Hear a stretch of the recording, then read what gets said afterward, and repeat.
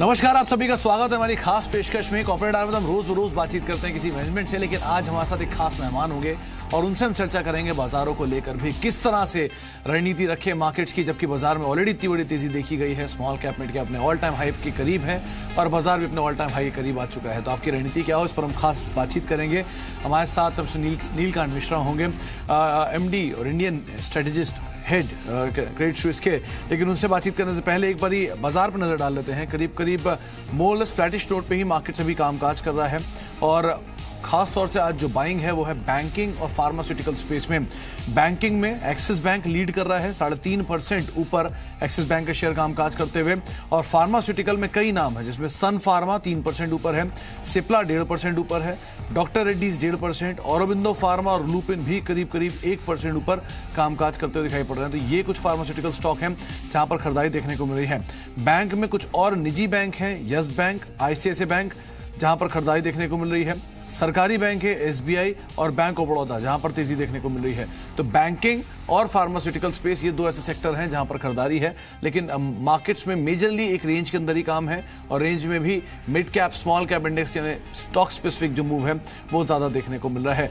और Nifty bank भी मोरलेस flattish note पे ही कामकाज कर रहा है। इनफैक्ट ये दूसरा दिन है जबकि निफ्टी बैंक के अंदर ही खरीदारी देखने को मिल रही है और फार्मास्यूटिकल स्पेस के अंदर भी खरीदारी देखने को मिल रही है। फार्मास्यूटिकल स्पेस में मिड कैप फार्मा जो है वो आज अच्छी तेजी के साथ कामकाज करता हुआ दिखाई पड़ रहा है। कुछ न्यूज स्पेसिफिक स्टोरी जैसे कि BHEL बुलेट ट्रेन के करार की खबरों के बाद शेयर में उछाल आया, 10% तक का उछाल भी एकाएक देखने को मिला और अभी भी 7-8% ऊपर ये शेयर कामकाज कर रहा है।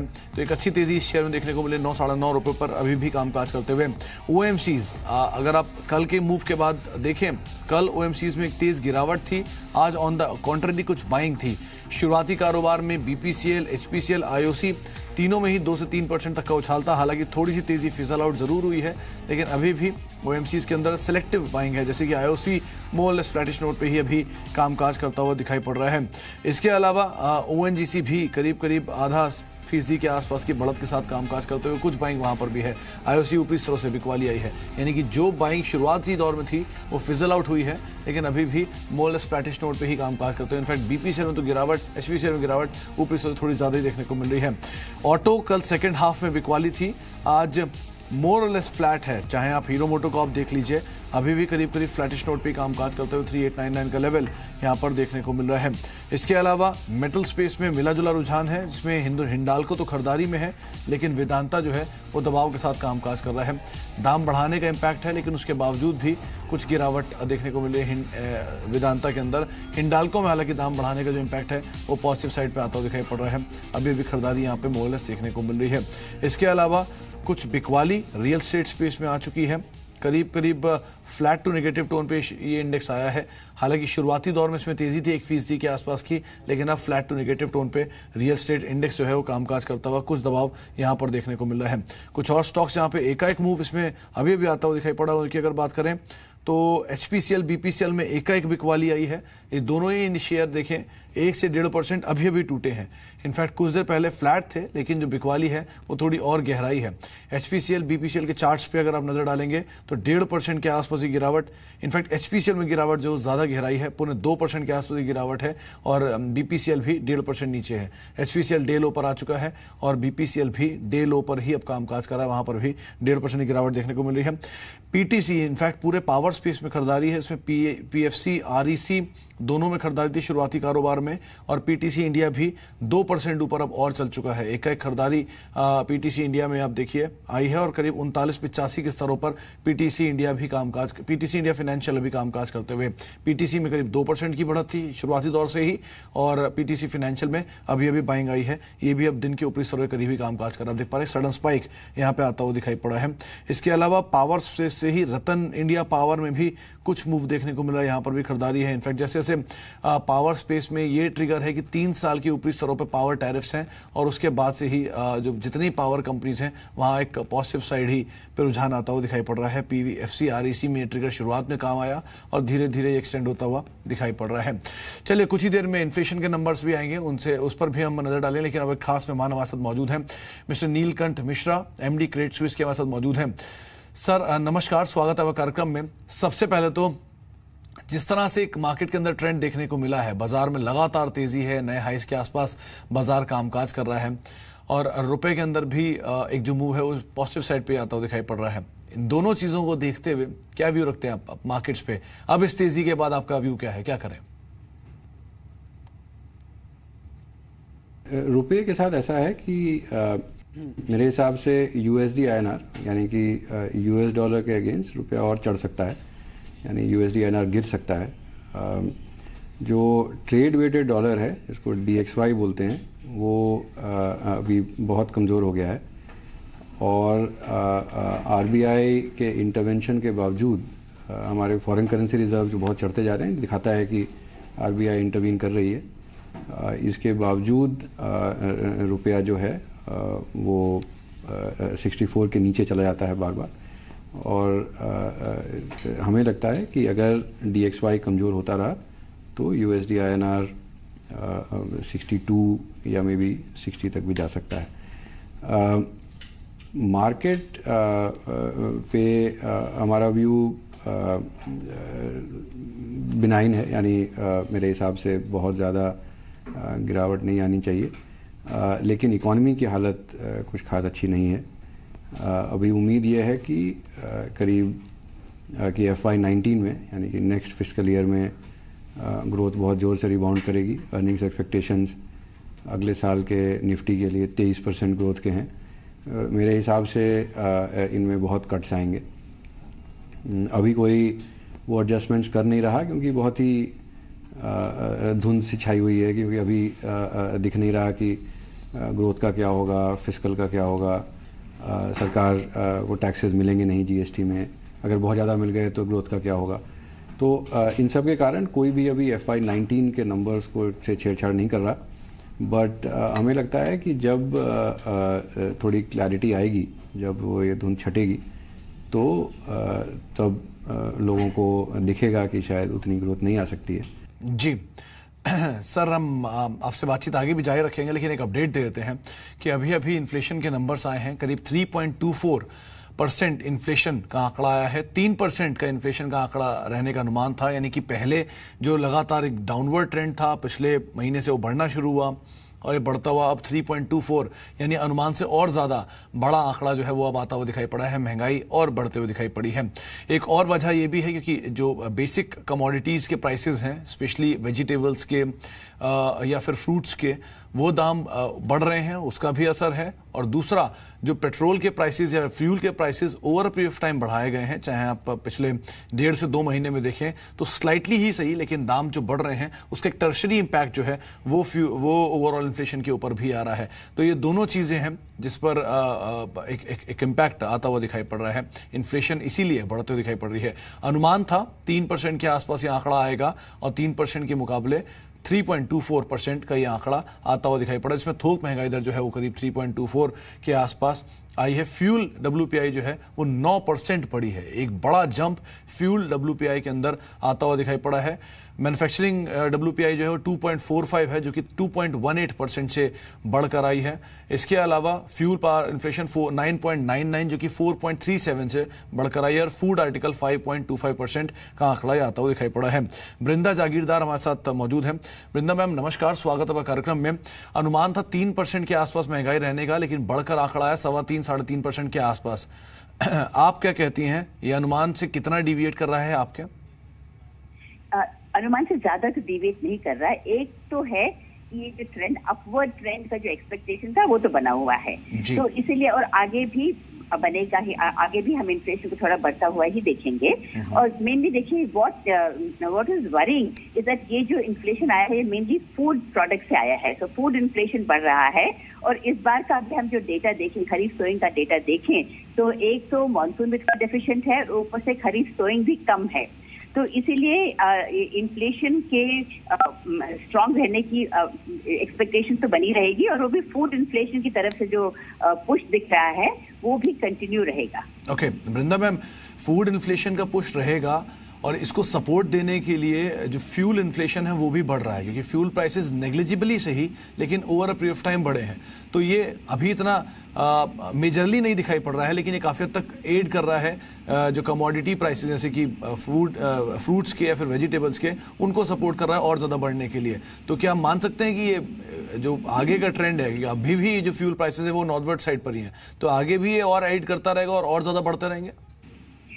फ्यूल प्राइसेस देखिए ग्लोबली, क्योंकि ग्लोबल इकोनॉमी भी बढ़ रही है इसलिए फ्यूल प्राइसेस भी बढ़ेंगे, लेकिन उतना ज्यादा अभी मैं बहुत ज्यादा स्पाइक नहीं एक्सपेक्ट कर रही हूँ फ्यूल प्राइसेस से।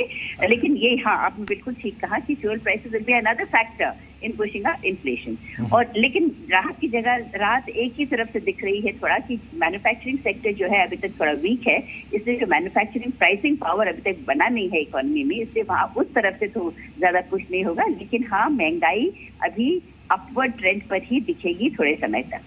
जी, बहुत बहुत शुक्रिया मैम अपना समय में देने के लिए और हमसे बातचीत करने के लिए। मिस्टर मिश्रा भी हमारे साथ मौजूद हैं। नीलकंठ सर, देखिए रिटेल इन्फ्लेशन का जो आंकड़ा है वो फिर से बढ़ता हुआ दिखाई पड़ा है, फिर यहाँ पे जो इन्फ्लेशन है वो बढ़ता हुआ आंकड़ा आया है। सीजनल तौर पे से देख सकते हैं या फिर क्या कुछ डाउनवर्ड साइड पे नंबर आएगा, या कुछ मान के चले कि अभी भी ये तेजी का जो ट्रेंड है रहेगा ही रहेगा इन्फ्लेशन में? आपको क्या लगता है कितना इम्पैक्ट मॉनेटरी पॉलिसी पे गोइंग फॉरवर्ड, एटलीस्ट अगली पॉलिसी जो है उसके ऊपर आता हुआ दिखाई पड़ेगा? जुलाई में 2.4 था, अगस्त में 3.4 हुआ। लोगों का इंस्टिंक्ट होता है कि लोगों को लगेगा कि लाइन को और आगे खींच दो तो ये फिर 4 हो जाएगा, फिर 4.5 हो जाएगा और बढ़ता जाएगा। ऐसा होता लग नहीं रहा, क्योंकि आप देखें कि जो 1% पॉइंट का इंक्रीज़ हुआ है जुलाई से अगस्त का, इसमें 72% जो है वो, यानी 72 बेसिस पॉइंट जो है वो केवल फूड से हुआ है। और फूड में भी मेनली फलों और सब्जियों से हुआ है, सब्जियों से ज़्यादातर, और उसमें भी टमाटर और प्याज।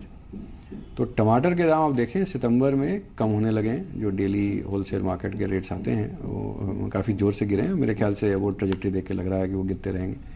प्याज के दाम अभी नहीं गिरे हैं, बट उम्मीद है कि अक्टूबर नवंबर तक वो भी गिरने चाहिए मेरे हिसाब से। और दूसरा एक ऑयल जो कोर CPI होती है, कोर CPI भी बढ़ी करीब 3.9 से 4.5, करीब 60 बेसिस पॉइंट। तो उसमें ज़्यादातर बढ़ोतरी हुई है ट्रांसपोर्ट फ्यूल्स यानी पेट्रोल और डीजल में, जो लास्ट ईयर अगस्त में तेल के दाम थोड़े गिरे थे। तो सितंबर तक वो बेस थोड़ा इंप्रूव हो जाएगा। तो मेरे हिसाब से इस 3.4 का मतलब 2.4 और 3.4 वाली लाइन को ज़्यादा खींचने से ज़्यादा फ़ायदा नहीं। मेरे हिसाब से ये इसी आसपास स्टेबलाइज, थोड़ा बढ़ सकता है यहाँ से भी, बट इसी आसपास स्टेबलाइज होना चाहिए। ओके। तो आप व्यू सुन रहे थे मिस्टर मिश्रा का, खासतौर से इन्फ्लेशन को लेकर। सर एक चीज़ और है, क्योंकि आपने बात की महंगाई को लेकर, बाजार को लेकर, लेकिन सेक्टोरल इम्पैक्ट जो है वो अलग अलग तरह का है। चाहे आप देखें ऑटो स्पेस में अच्छे नंबर्स आते हुए दिखाई पड़े हैं, सेल्स के अच्छे आंकड़े थे। सीमेंट की जितने भी डिस्पैचेस के नंबर आ रहे हैं वो भी काफ़ी बेहतर आते हुए दिखाई पड़ रहे हैं। रियल स्टेट में लेकर अभी भी इन्वेंट्री में अभी भी इश्यूज़ हैं, IT में प्राइसिंग को लेकर इश्यूज़ है, फार्मा में भी प्राइसिंग को लेकर इश्यूज़ है। तो अलग अलग सेक्टर की अलग अलग तरह की दिक्कतें अभी देखने को मिल रही हैं। आप किन सेक्टर्स को लेकर काफ़ी पॉजिटिव, आपको लगता है कि किन में अभी भी पोटेंशियल है, मार्केट में और ज़्यादा तेज़ी देखने को मिल सकती है? कहाँ पर आपका व्यू रहेगा, किस तरह का व्यू है आपका? हमारे हिसाब से जैसा मैंने कहा अभी, मेटल्स, एनर्जी और IT ये ग्लोबल ग्रोथ प्रॉक्सीज हैं। इनमें P मल्टीपल भी कम है। बाकी जगह पे मार्केट बहुत महंगा हो गया है। इनफैक्ट IT में इन पर्टिकुलर उनका जो PE प्रीमियम है, यानी IT सेक्टर का price to earnings versus market का प्राइस टू अर्निंग्स, वो एकदम रिकॉर्ड लो पे है। तो यहाँ से बहुत ज़्यादा डाउनसाइड नहीं है, तो ये एक अच्छी जगह है छुपने के लिए। और अगर थोड़ी भी फंडामेंटल मोमेंटम, यानी कि अगर रेवेन्यूज़ में थोड़ा भी पॉजिटिव सरप्राइज अगर आता है तो ये सेक्टर बहुत अच्छे से रीरेट हो सकता है। मेटल्स पे हम करीब 1.5 साल से पॉजिटिव रहे हैं। हमने फरवरी में और फिर अप्रैल में बहुत अपग्रेड्स किए थे। अभी भी लगता है कि अगले 9 से 12 महीने फंडामेंटल्स ठीक रहेंगे और ये स्टॉक्स यहाँ से अच्छा कर सकते हैं। जो भी सेक्टर्स मतलब वाइड स्प्रेड कंजम्पशन, यानी कि ब्रॉड बेस्ड कंजम्पशन पे डिपेंडेंट हैं, जैसे स्टेपल्स हुआ, सीमेंट हुआ, यानी कि ये सब चीज़ें हर कोई कंज्यूम करता है। इसमें हमारे हिसाब से कमजोरी रहेगी। इसमें अर्निंग्स एस्टिमेट्स बहुत ज़्यादा हैं और इनमें कट्स आ सकते हैं और इन सेक्टर्स को हम अवॉइड करेंगे। हम टेलीकॉम पे भी काफ़ी दिन से नेगेटिव रहे हैं। पिछले 12 महीने में इस सेक्टर ने एक्चुअली ठीक परफॉर्म किया है, बट अगले 12 महीने के लिए हमें फिर भी लगता है कि ये आउट परफॉर्मेंस जो है वो रिवर्स हो जाएगी। हमारे हिसाब से पब्लिक सेक्टर बैंक्स, कुछ सेलेक्ट NBFCs जहाँ पे मल्टीपल्स और वैल्यूएशन बहुत ज़्यादा हो गए हैं, और फंडामेंटली भी कंपनीज बहुत रिस्की बिहेवियर में इंडल्ज कर रही हैं। अपना बैलेंस शीट बढ़ाने के लिए कुछ कंपनीज बहुत रिस्की लोन दे रही हैं। उसमें कोई बुराई नहीं है अगर उसमें कॉम्पनसेशन हो, यानी कि अगर आप रिस्की लोन ले रहे हैं तो आपका मार्जिन एटलीस्ट बढ़ना चाहिए, जिससे कि जो पोटेंशियल राइट ऑफ्स बाद में आए उसको आप ऑफसेट कर सकें। बट वो मार्जिन भी नहीं बढ़ रहे और आप रिस्की लोन दिए जा रहे हैं और आपके P मल्टीपल्स और PB मल्टीपल्स बहुत ज़्यादा हैं। तो कुछ सेक्टर्स में कुछ स्टॉक्स में NBFCs में हम नेगेटिव हैं। जी मिस्टर मिश्रा, एक छोटे से ब्रेक का वक्त हो गया है, तो हम लौटेंगे तब आपसे बातचीत करेंगे खास तौर से उन सेक्टर्स के बारे में जो कि अपने ऑल टाइम हाई पर हैं। खास तौर से मिड कैप स्मॉल कैप एक अच्छी तेजी दिखा रहे हैं, अपने ऑल टाइम हाई पर आ चुके हैं, उनमें क्या करना चाहिए, और दूसरा कुछ शेयर्स जहां पर आपको लगता है कि हाँ थोड़ा मूव रह सकता है। आप देख रहे हैं हमारी खास पेशकश। हमारे साथ बातचीत करने के लिए मिस्टर नीलकंठ मिश्रा हैं, MD and India equity strategist Credit Suisse के। सर, अगला सवाल मेरा मिड कैप स्मॉल कैप को लेकर हुआ। एक अच्छा रनअप इस पूरे स्पेस ने देखा है, नए ऑल टाइम हाइज भी काम काज कर रहे हैं। दो तरह की चीजें हैं, पहला क्या अभी भी वैल्यू इनमें दिख रही है, दूसरा क्या सतर्क रहे। ओवर वैल्यूड अपने हिस्ट्री के हिसाब से है, मतलब अगर आप निफ्टी या BSE 100 को अपने ट्रेलिंग अर्निंग्स और फॉरवर्ड अर्निंग्स पे देखें पिछले 10 साल का, तो हाँ मतलब मल्टीपल्स काफ़ी हाई हैं। BSE 500 में और भी हाई हैं वर्सेस इट्स ओन हिस्ट्री। लेकिन आप जब ग्लोबल एसेट क्लासेस से कंपेयर करते हैं तो प्रीमियम बहुत ज़्यादा एक्सपैंड किया है, बट 2010 में 2007 में प्रीमियम बहुत ज़्यादा ऊंचा हुआ करता था। तो इसलिए मेरे हिसाब से वो फ्रॉथीनेस पूरे मार्केट में नहीं है, बट BSE 200 के बाहर, यानी कि जो बहुत ही छोटे स्टॉक्स हैं उनमें आई थिंक कहीं कहीं पे फ्रॉथीनेस आ रहा है, क्योंकि वहाँ पे फंड मैनेजर्स स्टॉक को कॉर्नर कर सकते हैं। कोई स्टॉक अगर $15-20 मिलियन दिन का ट्रेड करता है तो उसको कोई फंड मैनेजर जानबूझ के चढ़ा नहीं सकता या गिरने से रोक नहीं सकता। तो उन स्टॉक्स में जो भी फंडामेंटल्स हैं वो रिफ्लेक्ट होते हैं। जो छोटे स्टॉक्स हैं जहाँ पे $1 लाख $50 लाख की ट्रेडिंग होती है रोज़ की, उसमें छोटे से बाय ऑर्डर से भी कोई उस स्टॉक को सपोर्ट कर सकता है। और ऐसी कहानियाँ सुनने में आ रही हैं कि लोग खरीद रहे हैं क्योंकि उनके पास है, और इस तरह के बिहेवियर से रिस्क बनाते हैं। मेरे ख्याल से ये रिस्क जो है वो BSE 200 के बाहर ही है, अंदर तो नहीं। ओके सर, आपने ये भी कहा कई सेक्टर्स जो हैं उनमें अभी भी वैल्यू ग्लोबल पीयर से कंपैरिजन में काफ़ी कम है। आपके हिसाब से कौन से ऐसे अंडर वैल्यूड सेक्टर या स्टॉक हैं जहां पे निवेश किया जा सकता है? ये जैसे मैं बताया वो IT सेक्टर है, मेटल्स हैं। मेटल्स काफ़ी चले हैं पिछले 1.5 साल में, लेकिन मेरे हिसाब से जो उनका इकोनॉमिक वैल्यू है, मार्केट कैप तो काफ़ी बढ़ा है, बट इकोनॉमिक वैल्यू उतना चेंज नहीं हुआ क्योंकि इन कंपनीज में बहुत डेट था। तो जो चेंज होता है वो EV चेंज होता है, और क्योंकि डेट कांस्टेंट रहता है तो मार्केट कैप में काफ़ी ज़्यादा स्ट्रेंथ दिखता है। तो या सो IT और मेटल्स, और मुझे लगता है कुछ हद तक एनर्जी में भी अगेन सेक्टर ने काफ़ी अच्छा परफॉर्म किया है, बट मुझे लगता है कि ओवरऑल प्राइस टू अर्निंग्स अभी भी कम है। ओके सर, एक और बड़ी चीज़ है वो है ग्लोबल सिनेरियो, क्योंकि ग्लोबल सिनेरियो भी अब बहुत ज़्यादा वोलेटाइल है। चाहे जियोपॉलिटिकल टेंशन्स की बात कर लें या फिर बाकी जो नंबर्स उनकी बात कर लें, इस पर आपका क्या व्यू है? किस तरह के उसे कैसे प्ले किया जा सकता है, खासतौर से आज की मार्केट में जबकि वैल्यू थोड़ी ज़्यादा एक्सटेंडेड है अपर साइड पर? पिछले 6-7 साल में एक ट्रेंड था कि ग्लोबल ग्रोथ फोरकास्ट को हमेशा डाउनग्रेड किया जाता था। यानी कि अगर आप 2014 में बैठ के 2016 या 17 का जो प्रोजेक्शन दे रहे थे वो 2015 में आके आप उसको गिरा देते थे। ये 4-5 साल तक होता रहा। 2016 के बाद से ये होना बंद हो गया है। इनफैक्ट आप देखें कि पिछले 6 महीने में जापान की ग्रोथ एस्टिमेट्स को अपग्रेड किया गया है, चाइना की ग्रोथ एस्टिमेट्स को अपग्रेड किया गया है और सबसे ज़्यादा एस्टिमेट्स अपग्रेड हुए हैं यूरोप में। और ये सब बड़ी इकॉनमीज़ हैं। तो यूरोप की इकॉनमी भी $14 ट्रिलियन की इकॉनमी है, चाइना की इकॉनमी 11 ट्रिलियन की, 12 ट्रिलियन की है, जापान की इकॉनमी 5 ट्रिलियन की। सो ये बड़ी इकॉनमीज़ हैं। इनमें अगर अपग्रेड्स हो रहे हैं यानी कि ग्लोबल डिमांड काफ़ी स्टडी है।